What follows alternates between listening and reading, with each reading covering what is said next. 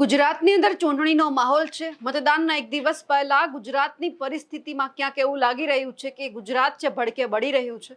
એક તરફ ચૂંટણીના માહોલની વચ્ચે સુરતની અંદર એક ઘટના સામે આવી કે જ્યાં પાટીદાર સમાજની એક દીકરીની સાથે છેડતી થઈ અને આખું સુરતમાં ત્યારે ઉકળતા ચરુ જેવી પરિસ્થિતિ થઈ। બીજી તરફ ક્યાંક હિન્દુ મુસ્લિમની રાજનીતિ પણ થઈ રહી છે। આ વાત અમે કેમ કરી રહ્યા છીએ તેમની વિગતે ચર્ચા કરવી છે। નમસ્કાર, આપ જોઈ રહ્યા છો નિર્ભય ન્યૂઝ અને હું છું આપની સાથે રિદ્ધિ। ગુજરાતની અંદર આવતીકાલે મતદાનનો દિવસ છે અને એ જ સમય દરમિયાન આપણે જોયું કે સુરતમાંથી એક ઘટના સામે આવી કે જ્યાં એક 12 વર્ષની પાટીદાર સમાજની દીકરી સાથે છેડતીનો બનાવ સામે આવ્યો। આજે જે આરોપી છે એમનું રિકન્સ્ટ્રક્શન પણ કરવામાં આવ્યું અને બીજી બાજુ જે ગુજરાતના નાયબ મુખ્યમંત્રી છે ગુજરાતમાં સુરક્ષાની વાતો કરી રહ્યા છે। આ સવાલ એટલા માટે આજે ઉઠાવવો છે કારણ કે થોડા દિવસ પહેલા આપણે જોયું હતું કે આમ આદમી પાર્ટીના એક મહિલા ઉમેદવાર છે એવું કહી રહ્યા હતા કે જો તમે આમ આદમી પાર્ટીને જીતાડશો તો પછી જે રસ્તા ઉપર મસ્જિદ છે, દરગાહ છે એ નહીં તોડવામાં આવે, આપનું રક્ષણ થશે। અને એ જ મુદ્દો અત્યારે ક્યાંક ચગી રહ્યો છે। આ મુદ્દા ઉપર આજે ખુદ નાયબ મુખ્યમંત્રી હર્ષ સંઘવી છે એમણે ટ્વીટ પણ કર્યું છે અને આમ આદમી પાર્ટી ઉપર સવાલ પણ ઉઠાવ્યા છે। અને બીજી બાજુ સુરતની પરિસ્થિતિ ઉપર એટલા માટે ચર્ચા કરવી છે કારણ કે જે હર્ષ સંઘવી છે એમના દ્વારા એક નિવેદન આપવામાં આવ્યું છે કે આપણું ગુજરાત સુરક્ષિત છે। સૌથી પહેલા એમણે જે ટ્વીટ કરી છે તેમની વાતચીત કરી લઈએ અને એમણે જે આમ આદમી પાર્ટી ઉપર સવાલ ઉઠાવ્યા છે એમની પણ ચર્ચા કરીએ। શું આમ આદમી પાર્ટી ગુજરાતની જનતા પાસે આ જ મુદ્દાઓ લઈને મત માંગવા જઈ રહી છે? શું આ જ મુદ્દાઓ માટે ગુજરાતની જનતા પાસે એક મોકો માંગે છે? શું આમ આદમી પાર્ટી કાયદાથી ઉપર કોઈ ખાસ વર્ગને રાખવા માંગે છે? સાંભળો ગુજરાતમાં આપના ઉમેદવારો શું બોલી રહ્યા છે। આ જે વિડીયો છે એમાં મહિલા એવું કહે છે કે જો આમ આદમી પાર્ટીની સત્તા આવશે તો પછી રસ્તા ઉપરની જે મસ્જિદ અને જે દરગાહ તોડી પાડવામાં આવે છે નહીં તૂટે। આપણે રસ્તા ઉપર જ્યારે નમાજ પઢીએ છીએ અને આપણને ઊભા કરી દેવામાં આવે છે એ પરિસ્થિતિનું નિર્માણ પણ આપણી સાથે નહીં થાય। પણ સવાલ અત્યારે એ થઈ રહ્યો છે કે જ્યારે હર્ષ સંઘવી દ્વારા એવું કહેવામાં આવે છે કે કોઈ ખાસ વર્ગને ઉપર રાખવાની વાત કરવામાં આવે છે એટલે એ શું કહી રહ્યા છે બધા જ લોકો સમજી રહ્યા છે। પણ આમની સાથે સાથે આજે હર્ષ સંઘવીને એક સવાલ એ પણ કરવો છે કે સાહેબ, ગુજરાતની અંદર ખાસ કરીને તમારા સુરતમાં એક પરિસ્થિતિનું નિર્માણ થયું છે। પાટીદાર સમાજની એક દીકરીની છેડતી થઈ છે, આરોપીનું રિકન્સ્ટ્રક્શન કરવામાં આવે છે, વધારે લોકો ભેગા થાય છે તો આરોપીને ફરી એક વખત પોલીસ વેનમાં બેસાડીને લઈ જવામાં આવે છે। સવાલ આજે સુરતની જનતાની સાથે સાથે પાટીદાર સમાજ અને ખાસ આખો ગુજરાત કરી રહ્યો છે કે હર્ષભાઈ, તમે વાત કરો છો કે ગુજરાતમાં સુરક્ષા છે તો આવી સુરક્ષા છે? આરોપીનો માત્ર વરઘોડો કાઢવામાં આવે છે પછી ક્યાં તમે કોને સજા ફટકારી?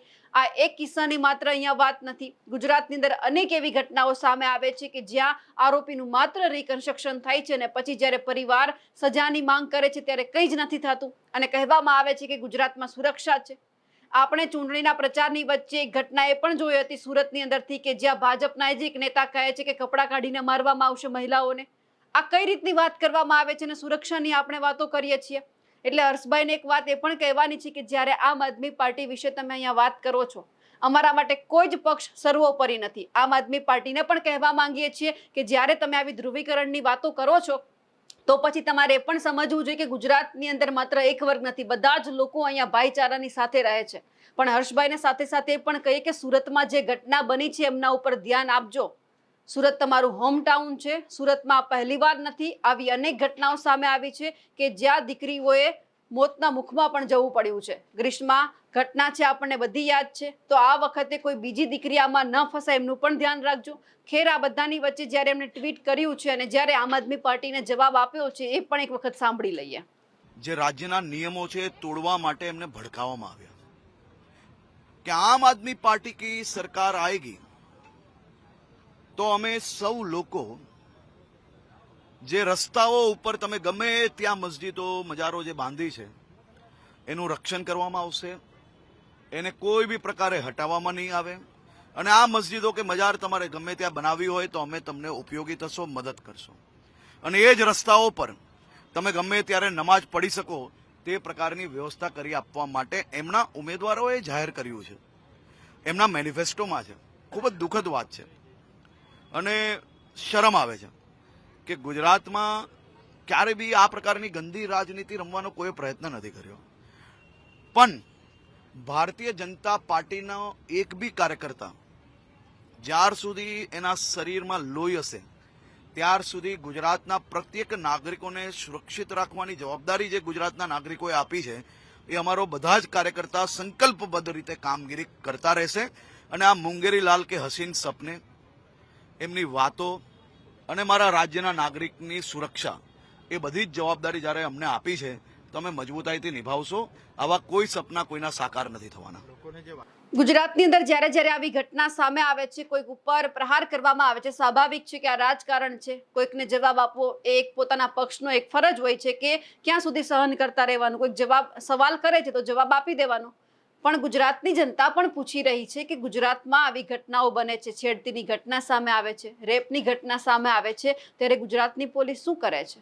કેટલા વખતે દીકરીને ન્યાય મળે છે? એટલે ખાસ આ વખતે પાટીદાર સમાજ પણ ગુજરાત પોલીસ અને હરસંઘવી પાસે આશા રાખીને બેઠો છે કે આ ઘટનામાં પણ ન્યાય મળે.